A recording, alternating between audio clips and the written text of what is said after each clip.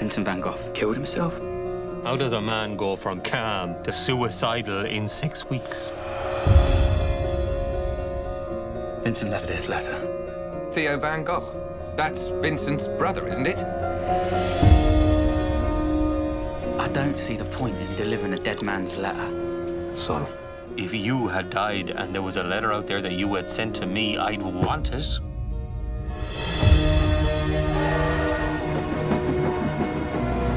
So, what brings you to over there? I want to do something for Vincent. You're not going to stir things up again, are you? You've had quite enough weeping over that nutcase.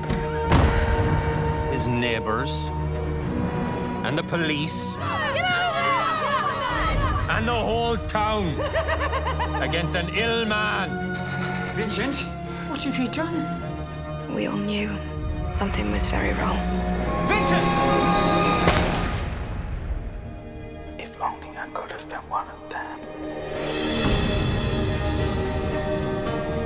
Great artists are not peaceful souls. That is the price of your path. Is it worth it? Did he change his mind? Did he want to live after all? You want to know so much about his death. But what do you know of his life? What did you do for him?